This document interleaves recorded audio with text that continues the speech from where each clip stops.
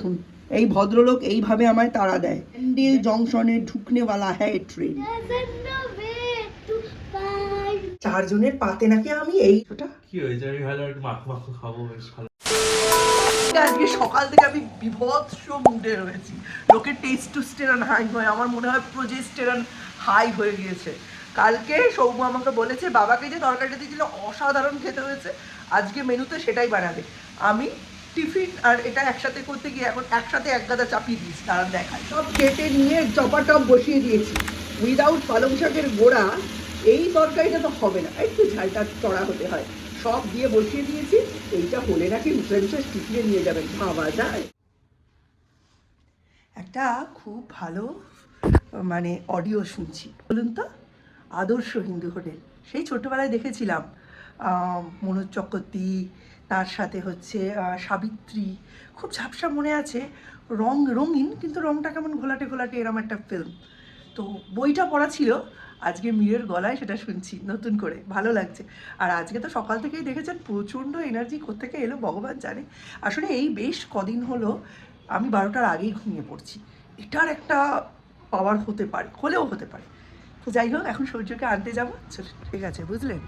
দীপকে বলেছি ডিমের ঝোল ফুটছে, বন্ধ করবি না।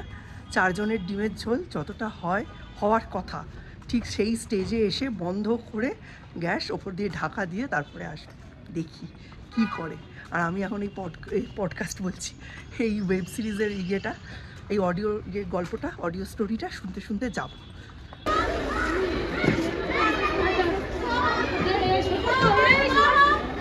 টিফিন দেখেছে সৌর্য, দেখে বলছে মা তুমি আমাকে ভালোবাসো না, মধুশ্রীর মা মধুশ্রীকে ভালোবাসে। এখন কেন রে?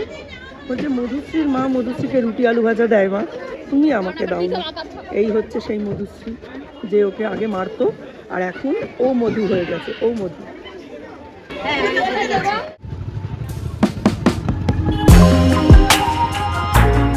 আগে সমস্ত জামা কাপড় কেচে মেলে দিয়েছি, আজকে আমার রান্নাও শেষ হয়ে গেছে। এখন বাজে 11টা। আর সৌম্য বলে দিল ও কোনো টিফিন খাবে না, ও একেবারে লাঞ্চ করবে। দাঁড়ান আপনাদের খাতাটা দেখাই।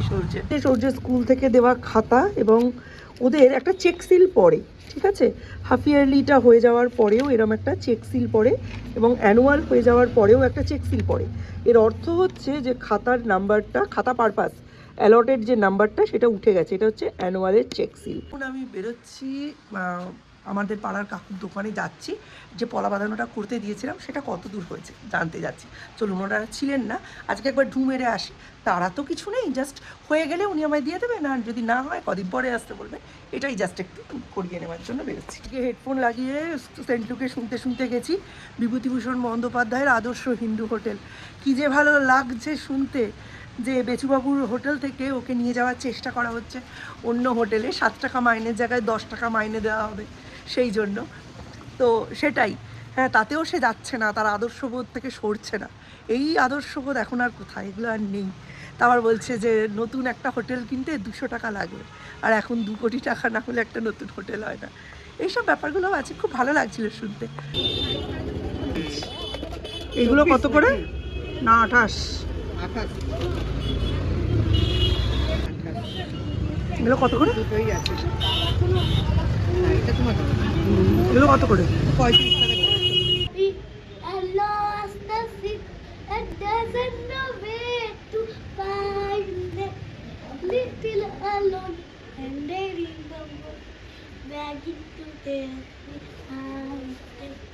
দেখেছেন অবস্থা? এর ওপর থেকে টয়লেট করে দেবে, যে কোনো লোকের মাথায় গিয়ে পড়বে। ধুলোগুলো এত বদ কি বলবো। দেখুন নামলেন, এখান দিয়ে রওনা দেবেন। উনি আবার এখানে শোন না, মেনির জায়গা কিনা। বলে গেছিলাম ডিমের ঝোলটা নামাতে, যেমন আমরা সবাই খাই 4 জনের পাতে দেওয়ার মতো যেন একটু ঝোল থাকে। আইডিয়াও দিয়ে গেছিলাম মোটামুটি 6 হাতা মতো ঝোল থাকলেই হবে। আপনাদের দেখাবো আমার ছেলে কি ভালো কুক হয়েছে, দেখুন। কারেন্ট নাই তো, এই দেখুন 4 জনের পাতে নাকি আমি এইরকম পোড়া কালো করা ইয়েটা দেবো। পোড়াইনি, মানে গেম টেম খেলছিল, পুরোই গেছে, এ পুরো মানে শুটকি হয়ে গেছে। এটাতে আবার আমায় গরম জল দিয়ে ব্যবস্থা করতে হবে। বলুন কার ওপর রেখে যাব সংসারের ভার? এইসব ছেলেপুলেরাও আবার যখন হোস্টেলে থাকবে নিজে রেঁধে খাবে, এইটাও আমায় দেখতে হবে। ভগবান, আমি মানে বলি না সত্যি, আমার না মানে জম আসলেও আমাকে বলতে হবে আপনি শুনুন, আপনি যান, আপনি হিসেব নিকেশ করুন, আমি পাপি তাপি মানুষ, অনেক পাপ করেছি, আপনি হিসেব নিকেশ করুন। আর এই ছেলেপুলেদের রান্নাবাড়া খাওয়া দাওয়ার জন্য আমায় একটু বাঁচিয়ে রাখুন। কিছুটা কি হয়েছে? আমি ভালো একটু মাখো মাখো খাবো, বেশ ভালো। ওটা মাখো মাখো, ওটা পোড়ো পোড়ো।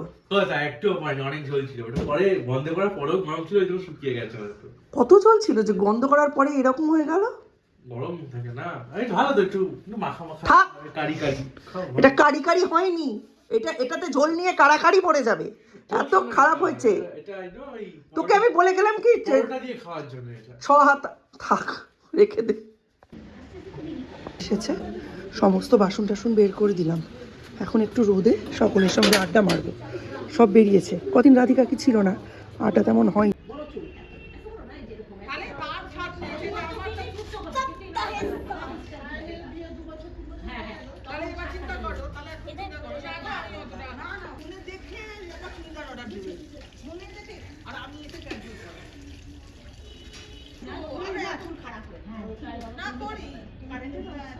এই সকাল 10:30টার সময় কারেন্ট গেছে, এখনো অবধি কারেন্ট আসেনি, সম্ভবত কোনো কাজ হচ্ছে। মিস্টার বিশ্বাস ডকেট করেছেন কিন্তু ডকেটের কোনো রিপ্লাই আসেনি, তার মানে কাজ এখন চলছে।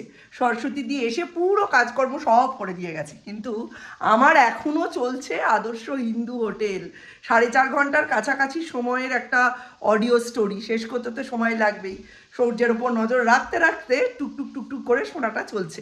দুপুরে খাওয়া দাওয়ার পর আশা করি শেষ হবে, ওই সময়ের জন্য বেশি আবার বাঁচিয়ে রাখতে পারছি না। আমার পেটে ভাত পড়লে আমি তো ঘুমিয়ে পড়বো, তখন তো আর শুনতে পাবো না। আর রাত্রের অডিও স্টোরিগুলো ইউজুয়ালি আমি ভূতের শুনি, সেগুলো কোনোটাই আমি পুরো শুনতে পাচ্ছি না। একটু শুনছি, একটু তন্দ্রা মতো এসে যাচ্ছে, আবার উঠছি হা হা হা হাসির শব্দে, তারপরে আবার বাকিটা শুনছি, আবার ঘুমিয়ে পড়ছি, আবার এই অবস্থা আমার। যাই হোক, এইখানে সৌর্য এখন বসে এই যে খেলাধুলো করছে, ছাদে গেছিলো, ঘুরে টুরে এলো, সবাই ওখানে রোদে আড্ডা ফাড্ডা মারছে, সবই তো দেখলেন।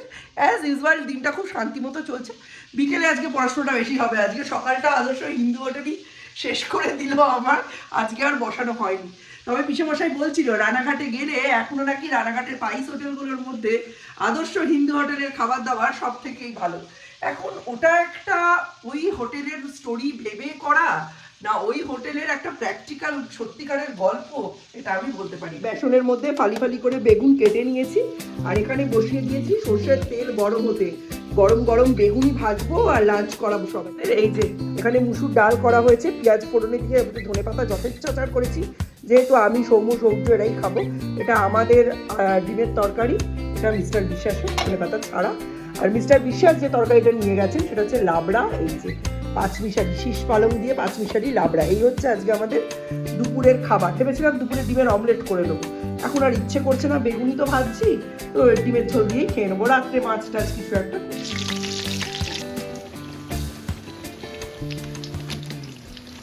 খাওয়া দাওয়ার পরে আদর্শ হিন্দু হোটেলটা শেষ করেছি, বেশ শুনতে ভালো লাগলো, অনেক দিন পর। এইবার নাটকটা একদিন দেখবো, তবে এখন না, ঘন ঘন না, 2-1 দিন পরে দেখবো। এই একজোড়া পাতলা পলা আমি নিয়ে এসেছি, কমই দাম, খুব একটা দাম না, রেগুলার ইউজের জন্য এইরকমই ঠিক আছে। পরে মানে ভালো কিছু কিনলে যদি খোঁচা খোঁচা ডিজাইন থাকে অসুবিধা হয়, তাই এরকম বসা পাতের ওপর পলা নিয়ে এসেছি। অ্যাকচুয়ালি ওই আটা ফাটা মাখতে গিয়ে সৌর্যকে একটু পিটাতে গিয়ে গেছে বেড়ে, তা হাতটা একদম খালি রাখবো, সেই জন্য এটা আনা। কাকু এসে বিয়ের নিমন্ত্রণের কার্ড দিয়ে গেলেন। বাবা, কতদিন পর একটা বিয়ে বাড়ি। আগের বছর আমাদের কোনো বিয়ে বাড়ি ছিল না, এবছর পাড়ায় 2টো বিয়ে বাড়ি, আবার সৌম্যর আবার বোর্ডস। সৌম্য সৌর্য দুজনেই রাত্রে রুটি খেতে চাইছে, তো আমিও ওদের সঙ্গে রুটি খাচ্ছি, তাই সৌম্যকে বললাম একটু আটা মেখে দিয়ে যেতে। সৌম্য আটাটা মেখে দিল, এটা এখানে রাখছি কেন। আর রাতে করব বাঁধাকপির তরকারি, তো সেটার জন্য বাঁধাকপিটাকে একটু কেটে নিয়েছি, এবার সিদ্ধ বসাবো। এই যে চাকু দিয়ে কেটেছি, কি ফাইনলি যে কাটা হয়, আমি ভাবতেও পারিনি আমি এত ভালো কাটতে পারবো। এখন টেনশন রয়ে গেল গরমের 2টো সবজি নিয়ে, চাল কুমড়ো আর হচ্ছে লাউ, এই 2টো সবজি কাটতে পারি কিনা সেটাই দেখার। চলুন এটা ভাপুক। হ্যাঁ, ঢাকা দেবো কি, থাক, এটা ভাবুক, তারপরে আমি এই সৌর্যকে শ্রুতিলিখনটা করিয়ে আসছি। খুব তাড়াতাড়ি পড়াশোনা কমপ্লিট করেছে, শ্রুতিলিখনটা করলেই ওর ছুটি।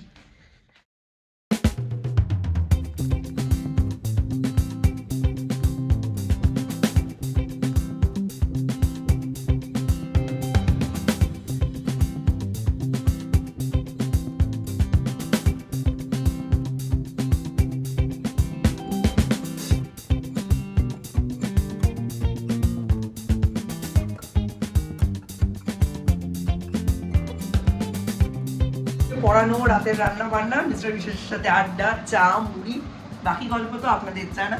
তো চলুন নতুন একটা ব্লগে আবার আপনাদের সঙ্গে দেখা হবে। ততক্ষণের জন্য tata, bye bye, good night. সকলে ভালো থাকবেন। যদি আমার ব্লগ ভালো লেগে থাকে অবশ্যই লাইক করবেন, কমেন্ট করবেন, শেয়ার করবেন। আমার সংগ্রামে, আমার লড়াইতে আমার পাশে থেকে আমার ব্লগগুলো শেয়ার করে, সাবস্ক্রাইব করে চ্যানেলটা অবশ্যই আমার সংগ্রামে আমার একটু মনোবল বাড়াবেন। Tata, bye, good night.